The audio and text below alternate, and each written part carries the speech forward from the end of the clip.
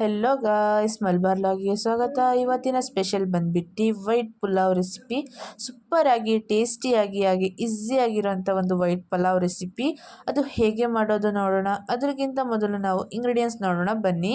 2 ಈರುಳ್ಳಿ, 2 ಟೊಮೆಟೊ, 1 ಲಿಂಬು ಇಟ್ಟಿದ್ದೀನಿ. ಅರ್ಧ ಲಿಂಬು ಸಾಕು. 3ರಿಂದ 4 ಹಸಿಮೆಣಸು, ಮತ್ತು ಜೀರಿಗೆ ತಗೋಬಾರ್ದು, ಶಾಯಿ ಜೀರಿಗೆ ತಗೋಬೇಕು, ಮತ್ತು ಚಕ್ಕೆ, ಲವಂಗ, ಏಲಕ್ಕಿ, ನಕ್ಷತ್ರವು, ಆನಂತರ ಬಿರಿಯಾನಿ ಎಲೆ. ಇದಿಷ್ಟು ಬಂದ್ಬಿಟ್ಟು ಇಂಗ್ರೀಡಿಯೆಂಟ್ಸು. ಆನಂತರ ಒಂದು ಕಟ್ಟಷ್ಟು ಕೊತ್ತಂಬರಿ ಸೊಪ್ಪು, ಸ್ವಲ್ಪ ಪುದೀನ, ಇದನ್ನು ಹಾಕ್ಕೋಬೇಕು. ಇದು ಪೇಸ್ಟೆಲ್ಲ ಕಟ್ ಮಾಡ್ಕೊಂಡು ಹಾಕ್ಕೊಳ್ಳೋದು.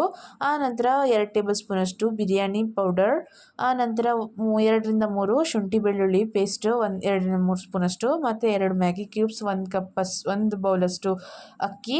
ಆನಂತರ ನಿಮ್ಮ ಮನೆಯಲ್ಲಿ ಯಾವ ವೆಜಿಟೇಬಲ್ ಇರುತ್ತೆ ಆ ವೆಜಿಟೇಬಲ್ ಹಾಕಿದ್ರೆ ಸಾಕು. ನಮ್ಮ ಮನೆಯಲ್ಲಿ ಬೀನ್ಸ್ ಮತ್ತು ಬಟಾಣಿ, ಕ್ಯಾರೆಟ್, ಹೂಕೋಸು ಹಾಕಿದ್ದೀವಿ. ಇದಿಷ್ಟು ಬಂದ್ಬಿಟ್ಟು ಇಂಗ್ರೀಡಿಯೆಂಟ್ಸ್. ಹಾಗೆ ಒಂದು ಸ್ವಲ್ಪ ಗೋಡಂಬಿಯನ್ನು ತೊಗೋಬೇಕು. ಇದು ತೋರಿಸಿಲ್ಲ. ಹೀಗೆ ಸ್ವಲ್ಪ ಗೋಡಂಬಿಯನ್ನು ತೊಗೋಬೇಕು. ಆನಂತರ ಇದು ಹೇಗೆ ಮಾಡೋದು ನೋಡೋಣ ಬನ್ನಿ. ಕುಕ್ಕರಲ್ಲಿ ಮಾಡುವಂಥ ಪಲಾವ್ ಹೇಗೆ ಮಾಡೋದಂತ ನೋಡೋಣ ಬನ್ನಿ. 4 to 5 ಟೇಬಲ್ ಸ್ಪೂನಷ್ಟು ಸನ್ಫ್ಲವರನ್ನು ಹಾಕ್ಕೊಳ್ಳಿ. ಎಣ್ಣೆ ಬಿಸಿ ಆಗುವಾಗ ನಾನು ಹೇಳಿದ್ನಲ್ಲ, ಶಾಯಿ ಜೀರಿಗೆ, ಚಕ್ಕೆ, ಲವಂಗ, ಏಲಕ್ಕಿ, ನಕ್ಷತ್ರವು, ಅದನ್ನ ಹಾಕ್ಕೋಬೇಕು. ಅದನ್ನ ಹಾಕಿ ಫ್ರೈ ಮಾಡ್ಕೊಂಡು, ಆ ವೀಡಿಯೋ ಸ್ವಲ್ಪ ಕಟ್ಟಾಗಿದೆ. ಆವಾಗಲೇ ನೀವು ಗೋಡಂಬಿಯನ್ನು ಹಾಕ್ಕೋಬೇಕು. ಗೋಡಂಬಿ ಹಾಕೋಕ್ಕೆ ಮರ್ತೋಯ್ತು. ಈರುಳ್ಳಿ ಆದ ನಂತರ ಹಾಕಿದ್ದೀವಿ. ಸೊ ಅದನ್ನ ಆವಾಗಲೇ ಹಾಕ್ಕೊಳ್ಳಿ. ಆನಂತರ ಈರುಳ್ಳಿ ಮತ್ತು ಹಸಿಮೆಣಸನ್ನ ಹಾಕ್ಕೊಂಡು ಚೆನ್ನಾಗಿ ಫ್ರೈ ಮಾಡ್ಕೊಳ್ಳಿ. ಗೋಲ್ಡನ್ ಕಲರ್ ಬರೋ ತನಕ ಈರುಳ್ಳಿಯನ್ನು ಚೆನ್ನಾಗಿ ಫ್ರೈ ಮಾಡ್ಕೋಬೇಕು. ಈಗ ನೋಡಿ, ಗೋಲ್ಡನ್ ಕಲರ್ ಬರೋ ತನಕ ಚೆನ್ನಾಗಿ ಫ್ರೈ ಮಾಡ್ಕೋಬೇಕು ಈರುಳ್ಳಿ. ಹೀಗೆ ಚೆನ್ನಾಗಿ ಫ್ರೈ ಮಾಡಿದ ನಂತರ ನಾವು 2 ಟೊಮೆಟೊ ಹೇಳಿದ್ನಲ್ಲ, ಟೊಮೆಟೊವನ್ನು ಕಟ್ ಮಾಡಿಕೊಂಡು ಅದನ್ನ ಹಾಕ್ಕೋಬೇಕು. 2 ಟೊಮೆಟೊನ ಹಾಕಿ ಚೆನ್ನಾಗಿ ಫ್ರೈ ಮಾಡ್ಕೋಬೇಕು. ಒಂದು ಪೇಸ್ಟ್ ರೀತಿ ಆಗೋ ತನಕ ಚೆನ್ನಾಗಿ ಫ್ರೈ ಮಾಡ್ಕೋಬೇಕು. ಟೊಮೆಟೊ ಫ್ರೈ ಮಾಡ್ಕೊಳ್ತಾ ಇರುವಾಗಲೇ ನಾವು ಟೇಸ್ಟಿಗೆ ತಕ್ಕಷ್ಟು ಉಪ್ಪನ್ನು ಹಾಕ್ಕೋಬೇಕು. ನಿಮಗೆ ಎಷ್ಟು ಟೇಸ್ಟಿಗೆ ತಕ್ಕಷ್ಟು ಉಪ್ಪು ಬೇಕೋ ಅಷ್ಟು ಟೇಸ್ಟಿಗೆ ತಕ್ಕಷ್ಟು ಉಪ್ಪನ್ನು ಹಾಕ್ಕೋಬೇಕು. ಇದನ್ನ ಇಂಗ್ರೀಡಿಯೆಂಟ್ಸ್ನೆಲ್ಲ ನಾನು ಎಷ್ಟೆಷ್ಟು ತೊಗೊಂಡಿದ್ದೀನಿ ಅಂತ ಹೇಳೋದು ನಾನು ಡಿಸ್ಕ್ರಿಪ್ಷನ್ಸ್ ಬಾಕ್ಸಲ್ಲಿ ಹಾಕಿರ್ತೀನಿ, ಎಷ್ಟೆಷ್ಟು ಇಂಗ್ರೀಡಿಯೆಂಟ್ಸ್, ಯಾವ್ಯಾವ ಇಂಗ್ರೀಡಿಯೆಂಟ್ಸ್ ತೊಗೊಂಡಿದ್ದೀನಿ ಅಂತ. ಈಗ ನೋಡಿ, ಟೊಮೆಟೊ ಚೆನ್ನಾಗಿ ಪೇಸ್ಟ್ ರೀತಿ ಆಗಿದ ನಂತರ ನಾವು ಶುಂಠಿ ಬೆಳ್ಳುಳ್ಳಿ ಪೇಸ್ಟ್ 2ರಿಂದ 3 ಟೇಬಲ್ ಸ್ಪೂನಷ್ಟು ಹೇಳಿದ್ನಲ್ಲ, ಶುಂಠಿ ಬೆಳ್ಳುಳ್ಳಿ ಪೇಸ್ಟನ್ನ ಹಾಕ್ಕೊಂಡು ಅದನ್ನ ಚೆನ್ನಾಗಿ ಫ್ರೈ ಮಾಡ್ಕೋಬೇಕು. ಅದರ ಒಂದು ಸ್ಮೆಲ್ ಹೋಗಬೇಕು. ಶುಂಠಿ ಬೆಳ್ಳುಳ್ಳಿಯ ಒಂದು ಘಾಟ್ ಇರುತ್ತಲ್ಲ, ಅದು ಹೋಗೋ ತನಕ ಚೆನ್ನಾಗಿ ಫ್ರೈ ಮಾಡ್ಕೋಬೇಕು. ಈಗ ಫ್ರೈ ಮಾಡ್ಕೊಂಡ ನಂತರ ನಾವು ವೆಜಿಟೇಬಲ್ಸ್ನ ತೊಗೋಬೇಕು. ನಾ ಹೇಳಿದ್ನಲ್ಲ, ವೆಜಿಟೇಬಲ್ಸ್ನೆಲ್ಲ ತೊಗೊಂಡು ವೆಜಿಟೇಬಲ್ನ ಮಸಾಲೆ ಒಳಗೂ ಮಸಾಲೆ ಒಳಗೆ ಹಿಡ್ಕೋಬೇಕು. ವೆಜಿಟೇಬಲು ಆ ರೀತಿ ಚೆನ್ನಾಗಿ ಮಿಕ್ಸ್ ಮಾಡ್ಕೋಬೇಕು. ಈಗ ನೋಡಿ, ವೆಜಿಟೇಬಲ್ನೆಲ್ಲ ಚೆನ್ನಾಗಿ ಮಿಕ್ಸ್ ಮಾಡಿದ ನಂತರ ಈಗ ಮ್ಯಾಗಿ ಕ್ಯೂಬ್ಸ್ ಮತ್ತು ಬಿರಿಯಾನಿ ಪೌಡರ್ನ ಹೇಳಿದ್ನಲ್ಲ, 2 ಮ್ಯಾಗಿ ಕ್ಯೂಬ್ಸ್ನ ಚೆನ್ನಾಗಿ ಪುಡಿ ಮಾಡಿಕೊಂಡು ಅದನ್ನ ಹಾಕೋಬೇಕು. ಆ ನಂತರ ಬಿರಿಯಾನಿ ಪೌಡರ್ 2 ಟೇಬಲ್ ಸ್ಪೂನ್ ಅಷ್ಟು ಬಿರಿಯಾನಿ ಪೌಡರ್ನ ತೊಗೊಂಡಿದ್ವಲ್ಲ ಅದನ್ನ ಹಾಕೋಬೇಕು. ಅದನ್ನ ಹಾಕಿ ಚೆನ್ನಾಗಿ ಮಿಕ್ಸ್ ಮಾಡ್ಕೋಬೇಕು.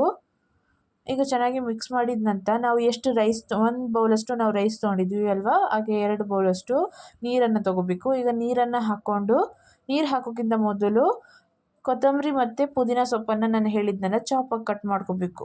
ಚಾಪಾಗಿ ಕಟ್ ಮಾಡ್ಕೊಂಡು ಅದು ಹಾಕೋಬೇಕು. ಇದನ್ನ ಚೆನ್ನಾಗಿ ಮಿಕ್ಸ್ ಮಾಡಿದ ನಂತರ ನಾವು ಈಗ ನೀರು ಹಾಕೋದು. ಆವಾಗಲೇ ನೀರು ಬೇಡ. ಈಗ ಪುದೀನ ಕೊತ್ತಂಬರಿ ಕಟ್ ಮಾಡ್ಕೊಂಡು ಹಾಕೋಬೇಕು.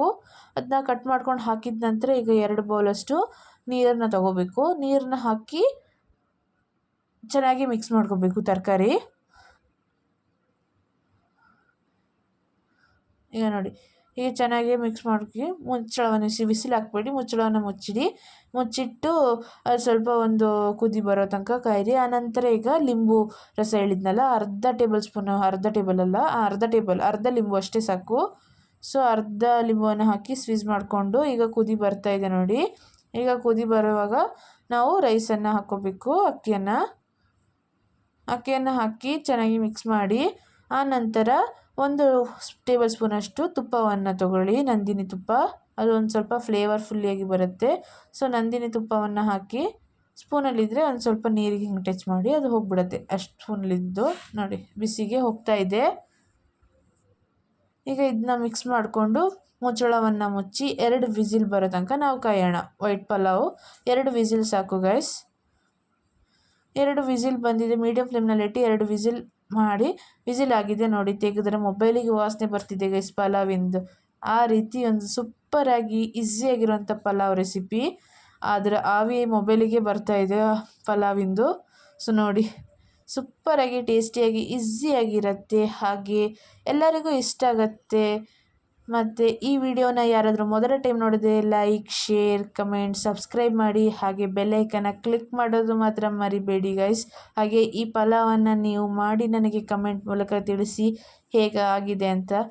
ಹಾಗೆ ಮುಂದಿನ ವ್ಲಾಗ್ ಜೊತೆ ಸಿಗ್ತೀನಿ. Take care. ಬಾಯ್ ಬಾಯ್.